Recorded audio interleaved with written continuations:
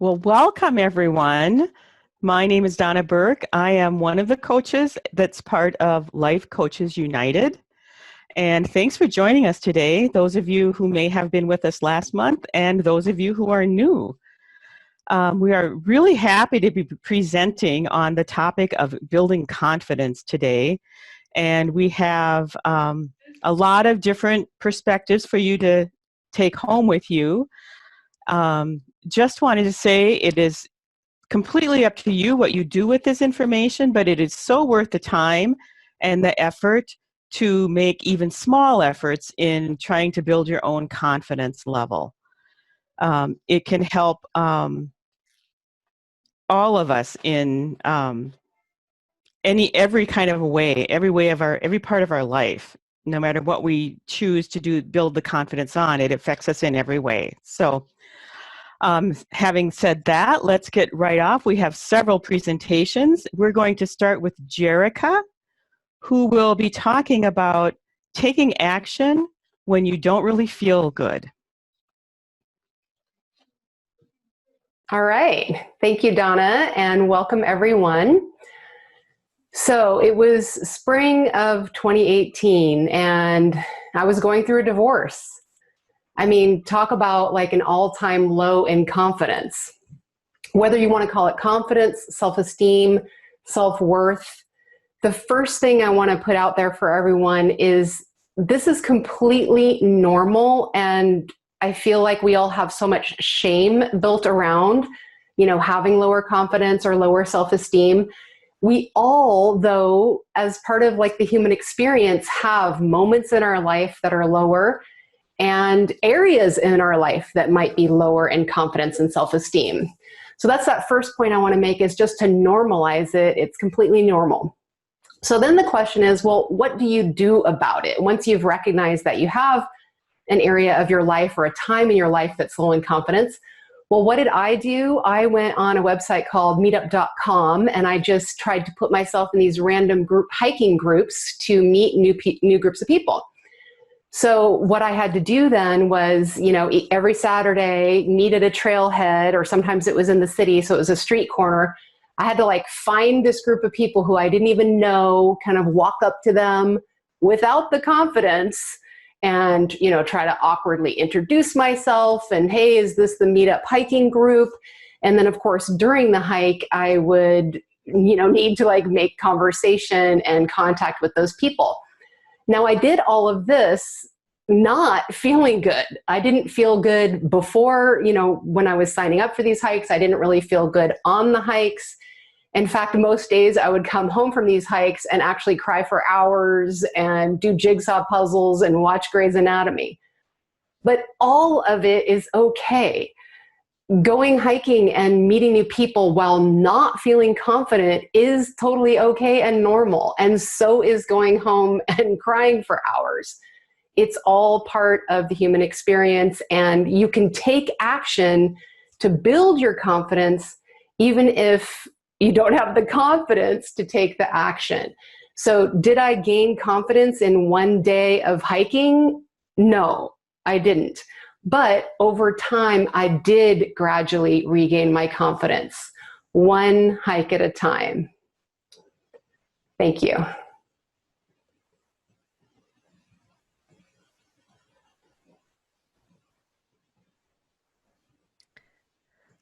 Donna, maybe you should unmute yourself.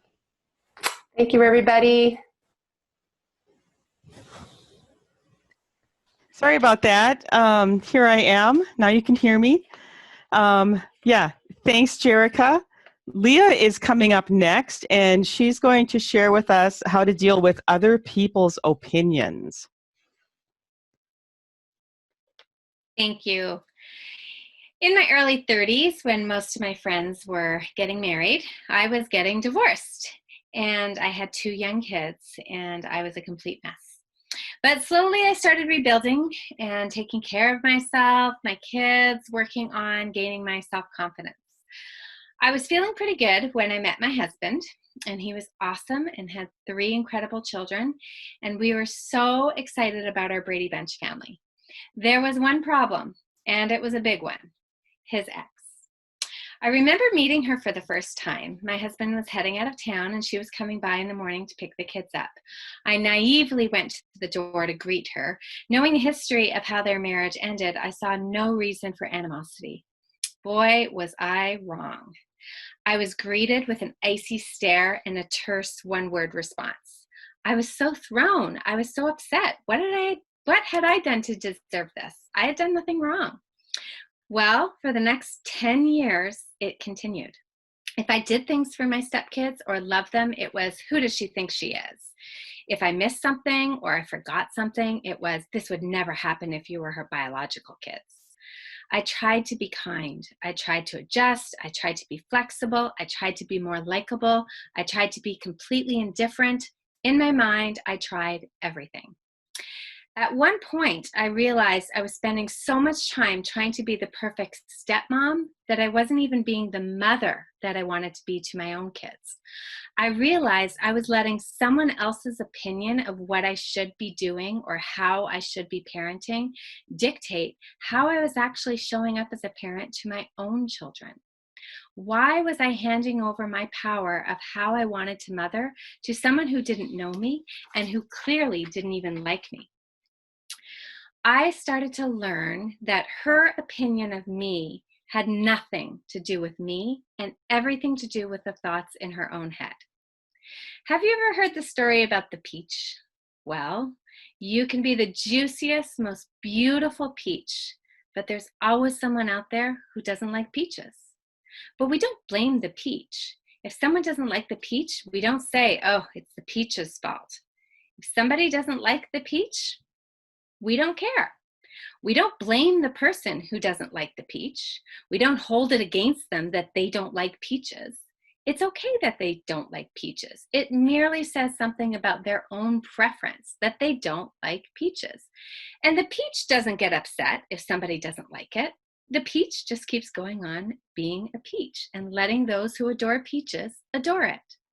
How liberating it was for me to think, if somebody doesn't like me, it doesn't mean anything about me. It just could mean I'm not their flavor. I'm not their style. I am a peach and they just don't like peaches. And that's okay. It was so liberating to give myself permission and to give them permission to not like me. It's okay if you don't like me. I'm not for everyone. I don't need you to like me to know my own worth, to know that I'm a great mother, a great stepmother, a great person. I learned that the most important thing was to focus on me being me. If people like me, then they happen to like the real me. If they don't like me, then it's not a reflection on me. They may just happen to like apples instead. Thanks. Thanks, Leah. Love the peach story. So next we have Miliana, who's going to talk to us about getting unstuck when you're feeling stuck. Hello, my name is Milena Korostenskaya, and I am a neuroscientist, and I'm also a career coach. And I will be talking about demystifying feelings to gain self-confidence. Before I do that, I want to ask you, have you ever given up on your dream because you were afraid of feeling rejected, afraid of feeling fear, being insecure, or because of experiencing possibly any other feeling, even the feeling of unknown? I'm sure we all did it at some point in our life. The same happened with a young and beautiful girl. My client, her name is Jane, and Jane asked me to help her to apply for her dream job. What was going on? Jane wouldn't even try to go online and read the requirements for the job. although she really wanted to get that job. And I asked Jane, what is happening? What is going on with you? And Jane told me that she is afraid of feeling rejected. If people who are offering that job decide that she is not a good fit for them. And I asked her, how would she feel being rejected? What does it mean to her? Jane thought for a couple of minutes, and then she said that she doesn't know.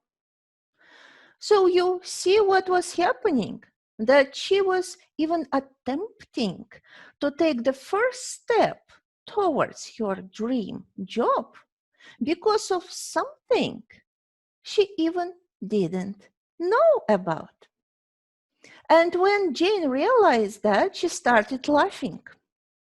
That was the end of this problem with her and the beginning of another happy story that she started to creating for herself, achieving the goal of getting her dream job. I call this process demystifying emotions. Sometimes we fear of unknown, like it happened with Jane. Sometimes we fear of humiliation, rejection, any other things. However, true confidence comes from our willingness to experience any emotion. How do we do that? We're demystifying them. And demystifying means really explaining what's happening with us. It's so important to remember that any emotion is just an influx of neurochemicals in our brain that causes different sensations and different reactions in our body.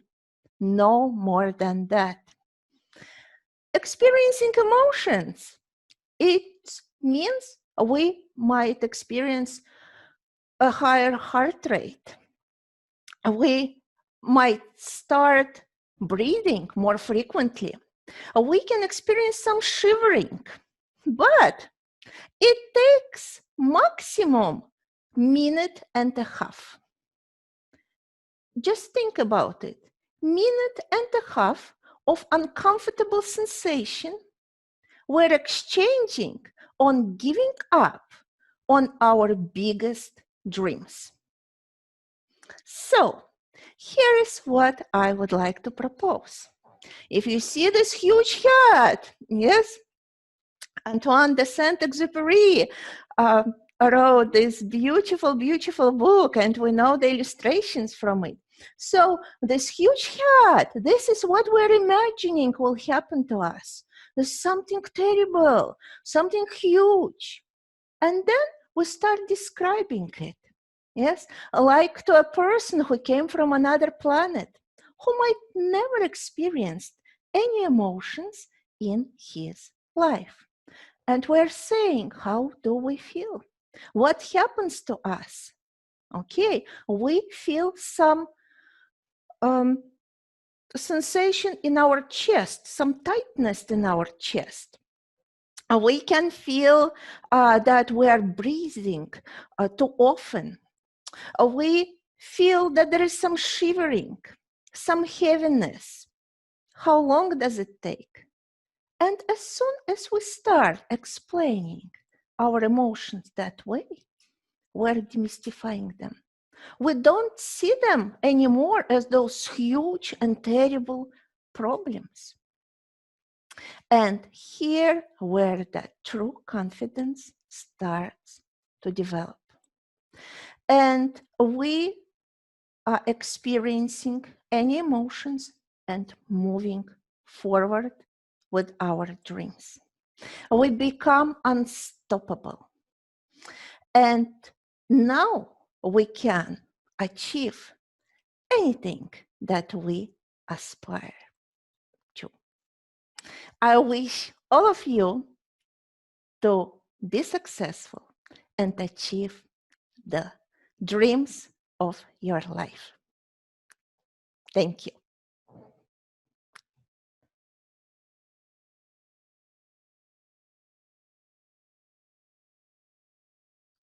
Well, thank you, Miliana. That was really inspiring.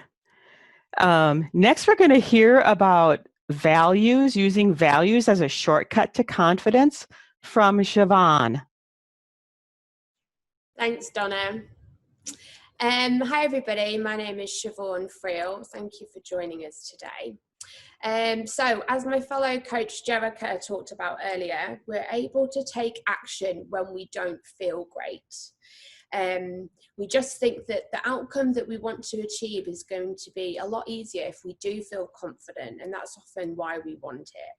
Feeling confident feels a lot nicer than feeling self-doubt, doesn't it? But where does confidence come from? So we mistakenly think that confidence comes from experience or having certainty of a successful result. But often if we're doing something for the first time, then we don't have experience, and we certainly don't have certainty of a successful result. This is why we often find that we want to do new things, but we don't do them because we don't have the confidence to. And then we never build the confidence, and it's just a circle of negativity and, as Milena alluded to, unfollowed dreams. So what I'm talking about today is how we can use our values as a shortcut to confidence. So what I mean by this is checking in with your values and what's important to you. So some examples of values are honesty, growth, integrity, playfulness, commitment, exploration, dependability, creativity, courage, and there's loads more. So you can identify your values by asking yourself, who do I want to be in this situation, rather than what do I want to do? Then by acting from your values, you can cultivate confidence a lot more naturally. So here's a few examples. So you want to feel confident having a difficult conversation with your teenager about their behavior.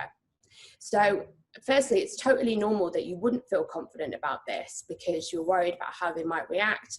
And as I said before, you don't have the certainty over the outcome because there's another human involved and we can't control the humans. So check in with your values here. Remember, ask yourself, who do I want to be in this conversation? So perhaps you would value leadership, honesty, or compassion. And by acknowledging this and having the conversation in service to those values, you'll feel more confident.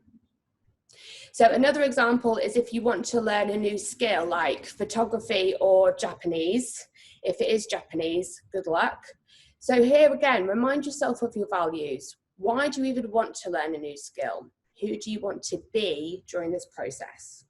So maybe you value growth, creativity, or courage. Reminding yourself what's really important to you can cultivate that inner confidence, which will get you going. Another example is something a lot of us are dealing with at the moment, which is searching for a new job. Now, this can be really, really tricky, particularly if it's something that you may not have had to do for a long time. It's come as a surprise and you just feel completely full of doubt. So again, rather than focusing on the outcome, which is getting a new job, which is what we think we need to feel sure of in order to feel confident, ask yourself, who do you want to be during this process? So maybe it's tenacious, committed, or curious.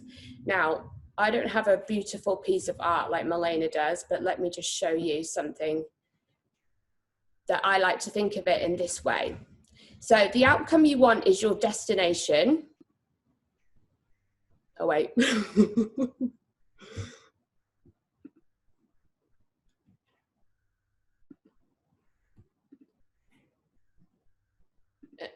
There we go. So the outcome we want is our destination.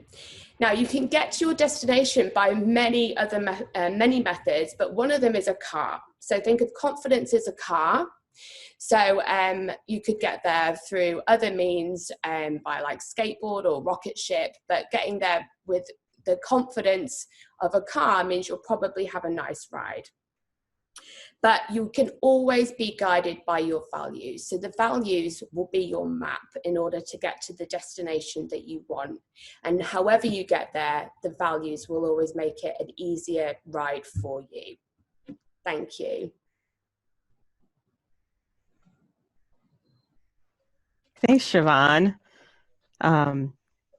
Toby's up next, and she's also going to be sharing her screen with us, and she's going to be talking about discomfort being the currency of change and confidence. So thank you. So fun being here today again. Oh my goodness, these stories are awesome. And I love how they really build upon each other too. And we're sort of looking at this issue of developing self-confidence from different angles. And kind of listening to you, I'm thinking about Miliana, really about helping us understand exactly what that feeling is, and is it so awful that we'd want to avoid it? And then I love Siobhan's example of, you know, I love all your examples. So, but what I want to do here is share another sort of brain hack. And it's a brain hack that can help us build self-confidence. So why do we even need a brain hack? And so for this, it's kind of useful to just go back and have a look at our more primitive brain. So when we lived in a cave, there was a lot of danger out there, and it was pretty important. Our survival instinct kicks in. It keeps us safe. There was legitimate reason to be concerned. And the brain sees change as potential danger. It's not something that it's used to. Leap forward thousands and thousands of years, here we are today. Do we have the same types of danger? We don't generally have the same physical risks. Yet, our brain hasn't quite caught up with the modern world. And if we allow ourselves to give in to the fear really keeps us stuck. When it feels so uncomfortable, like the others have been talking about, it's easy to decide I can't do it and just sort of give up. So it keeps us stuck. So what we really need to do is have a fundamental shift in the way we look at how we think about discomfort, uncomfortable feelings. And the specific technique that we can use, I'm going to share with you what this technique is, and also a little bit about what my personal experience was trying it. So the gist of the technique is to just be uncomfortable on purpose. And you could even think about doing a dare every single day. You know, back when we're actually ordering coffee out, ask if you could have it for free. I mean, whatever it is, just little things to put yourself out there. So when this came up, I thought to myself, this is perfect, because I've always wanted to go skydiving. But I've kind of one of those things that I just put off. I mean, I guess honestly, there was some fear there, but interestingly, the compelling reason for me, it was sort of like this was a unique opportunity, like, oh, I've always wanted to go skydiving.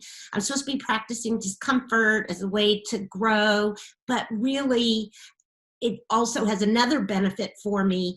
I'm somebody who has had several bouts of depression, and for me, when depression feels sort of like no emotion, a flat emotion.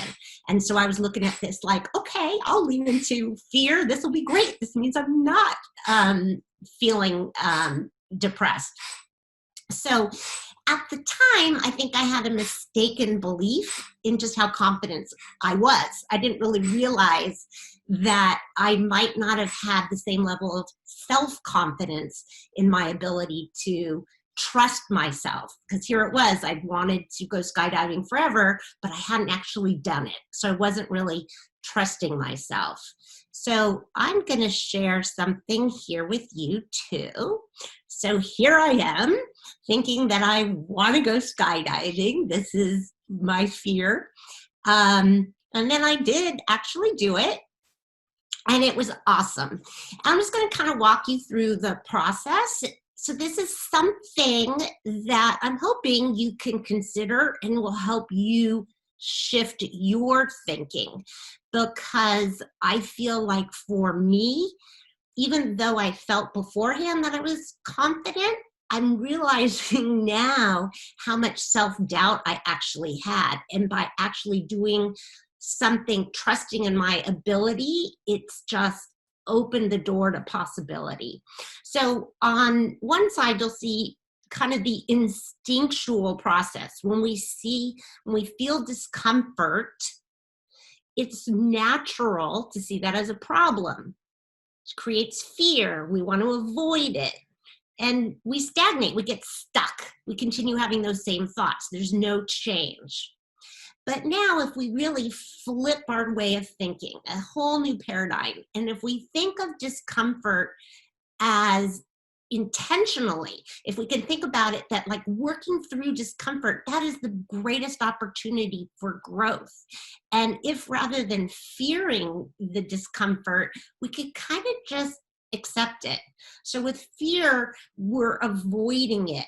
We're pressing it down. It gets stronger when we try to avoid something, when we resist it.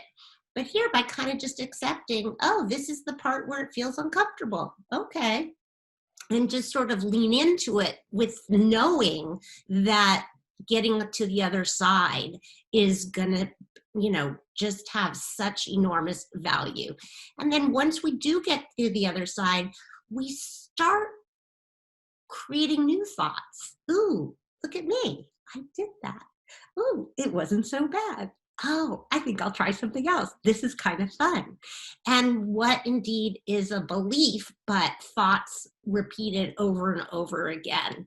So I just offer this as an opportunity, as another hack, another way in to build your confidence, which is to lean into the discomfort. Look at it as something that is going to open the door to new possibilities. And here I am with my son after we landed. So the gifts of discomfort, growth, possibility, confidence. And the gift to us is we're so glad you're here, and we hope that you take something away from today as well. Thank you. Thanks, Toby. That was great. I agree that thoughts, how you think about things, is just everything. That's part of what I'm going to be talking about today, and I'm next. So I'm going to be talking about redefining failure and success. And the word failure has a really negative reputation in our world. By definition itself, failure is the lack of success. So that sort of makes failure and success polar opposites. But are they really polar opposites? Your own perspectives on failure and success can make or break your level of confidence in achieving something. So what if we tweaked that definition a little bit? You can do that. From going from the lack of success to maybe this thought: failure is not having achieved success yet. So that changes the focus, doesn't it? Changes how you feel about that. Another maybe stronger tweak could be this one: failures redirect you towards success. So rather than being polar opposites, failure is working with success to get you there. These are all valid perspectives and represent a path for all of us to be able to not only accept, but embrace any failures in our lives. Based on this premise, I want to share 3 actions I have used, and I know you can use to build your confidence level. All 3 of these actions can be tailored to any specific project, challenge, or endeavor in front of you. Number 1 is to know what you value and be very clear about that. That kind of parrots what Siobhan was talking about. Number 2 is define success for yourself. And number 3 is make a personal investment, your energy, your commitment, and your passion. So make this investment in and for yourself, not for someone else. And where you have control too. So that means letting go of anything that's not within your own control. So I have a story myself about how I've implemented these 3 things. And that is about a year ago, I had applied for a position, a higher level position in the agency where I worked. I applied because I knew I'd be able to tackle the job and make a bigger difference than I was making in my current job. I was determined to show up as my best and my authentic self, and I wanted to demonstrate why I would be the best person for this job. So those were my goals in applying for it. My success was all about my own process and work. If I could honestly say I did my best, I tried my best, that was my success, whether or not I got the job. So I, number 1, invested in me, how well I prepared, how well I presented myself. And another thing is that I totally understood, because I've been through this thing before, that the hiring process isn't mine. I have no control over that and what happens in that process. The only control I have in that situation is how I was going to show up. So I did that, and I really felt presented myself through the process. I remember ending the final interviews and I was on top of the world because I felt like I did a really good job. It was a huge confidence boost for me. So I felt that up to and even when I was notified that I did not get that job. So a few years ago, not getting an important job like that would have, and I have situations where it has just left me devastated. I remember being in tears after one for a couple of days. But this time, I didn't feel deflated or that I failed in any way. And the reason that is because the ultimate goal for me was not necessarily getting the job. It was about how I went into that interview and presented myself. I made it mean something different, and I chose that ahead of time. So that's where I defined success and what it would be for me. Perspective, how I thought about that was everything in that. That's why I still feel good about it. Each of us has that complete control over how we choose to see things. We can make decisions about what our perspective will be and define what success means about any given thing. Did you know you had that kind of power? That is just amazing to me. And to have gone through that experience, I've proven it to myself, and it has had such a positive impact on my life from that point forward. So if you want to see results like this for yourself, start living by this definition of success, which I found from Forbes. They define success as the state of living and working according to your values. Love that. And that's what I have on that. So next up, Michelle, if you're ready, Michelle is going to be talking about, are you your own bully? Hey, I'm ready.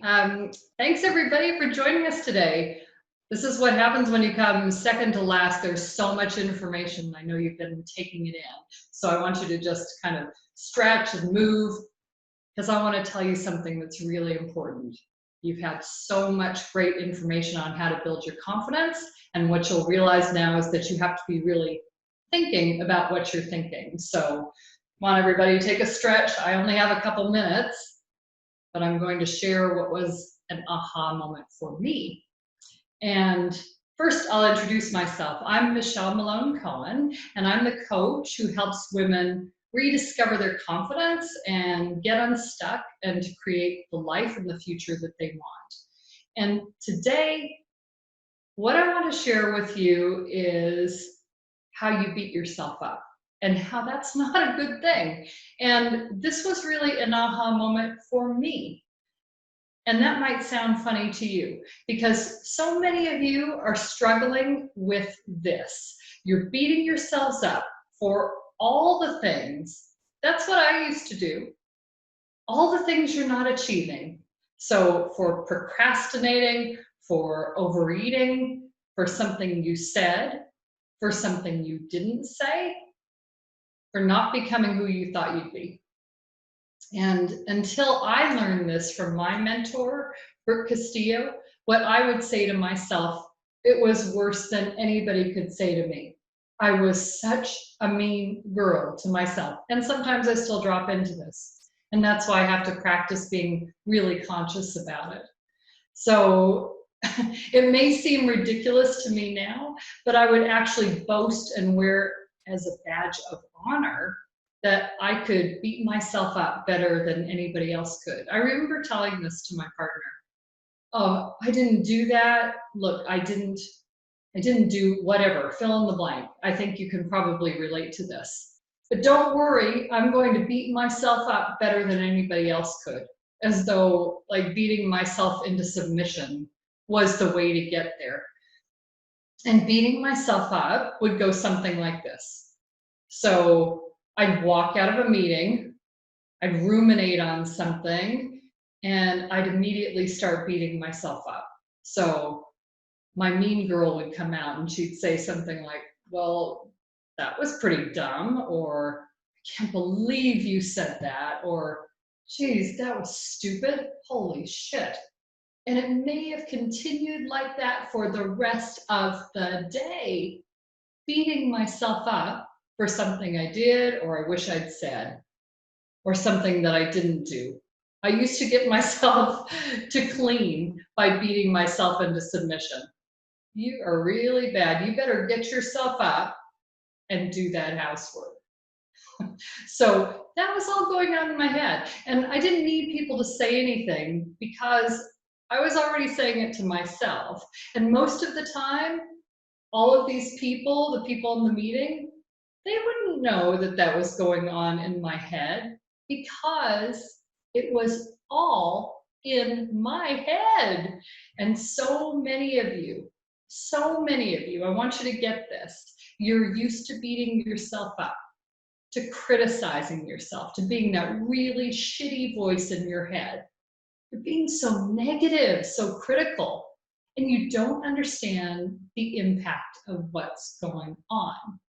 Because few things will drain away your confidence like being your own bully, your own mean self. And when you beat yourself up, you undermine your confidence and your ability to be the leader in your own life. So I want you to not be the biggest bully in your life. There are plenty of people out there who will criticize you. It doesn't need to be you. And I'm going to share, I don't have much time, but I'm going to post these 3 steps that I learned on Facebook so you can go back and revisit them. Visit our site, have a look at these 3 steps. So all your thoughts are optional. That's what I want you to know. And instead of being so cruel to yourself, you can choose thoughts that are kind and that are supportive. And this will generate some really positive emotions for you that will help to create the new results in your future. So I encourage you today to decide you will no longer beat yourself up. You'll no longer tolerate this really shitty behavior to yourself. And you're going to follow these 3 steps. And it's going to take some practice. Even now I drop into that. I hadn't done something this morning. I hadn't updated a spreadsheet for this presentation. And I started to say to myself, I can't believe you did that. I can't believe it. I had to stop and start thinking about my own thinking. Use your brain to watch your own brain. It's a skill. You become aware. The second step is to realize that what you think and say in your mind is a choice. So your thoughts, your own thoughts to yourself, are always optional. And the third step is to decide what to say on purpose.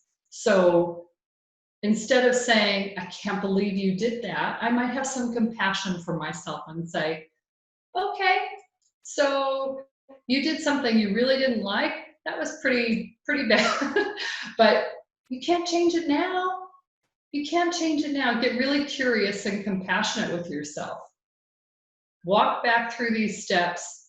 Get busy thinking about your own thinking. And that's going to be a big revelation for you, I hope, like it was for me. And I'll see you on Facebook. Visit these 3 steps. Nice, Michelle. Thank you. We have one presenter left. We decided to do the final one from our own Olympian, Christine, who's going to talk about confidence comfort zones. Christine, you're on. Thanks, Donna. Hey, everyone. I'm excited to be here today, and I do have a little story for you about my Olympic journey and confidence comfort zones.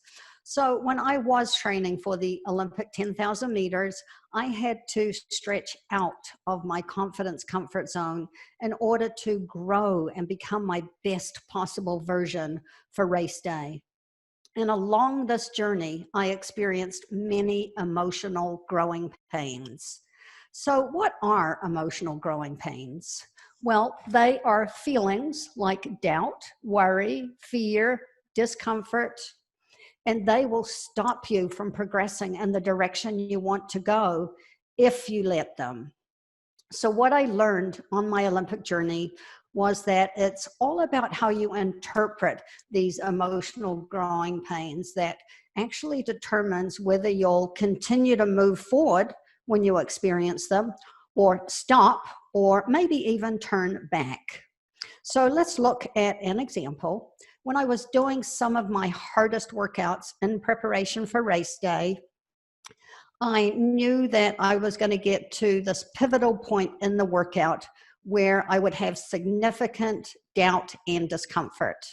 And so what I did was I planned ahead and I prepared a little conversation that I would have with myself at that exact point in time. And the conversation went something like this: Christine, don't you dare stop. The more you hurt, the more you gain. And so what I want to offer you is, if you want to stretch out of your confidence comfort zone and grow and become your next best version, you can do it the exact same way that I did it. So instead of looking at these emotional growing pains as a red light and a reason to stop, you can look at them as a green light and a confidence boosting signal that you're heading in the right direction. So I want to finish up with a call to action. I want you to commit right here and right now that when you have your next life challenge, that you will follow the green light like I did, and that you will breathe through the discomfort and all those other emotional growing pains, and that you'll keep moving forward. And if you can master this skill, you'll be able to leap from one confidence comfort zone over to the next, just like I did. Thanks a lot for listening, and have a wonderful rest of your day. Thanks, Christine. Boy, those were great presentations today. I do see there are a lot of common themes throughout all of us: how you think, what your perspective is, being intentional, making decisions about how you're going to do things. So we hope the information we presented today is going to help you, that you can take that and help yourself develop your self-confidence, and appreciate how when you do that, it's going to improve every part of your life. This will be kept, we will save this video on our Facebook page, which is Life Coaches United. And I believe we will be doing these monthly for the next few months at least. So you are on our mailing list, and so we will mail something out to you about our next one when we get that planned. Other than that, thanks for joining us. And thanks to all the presenters.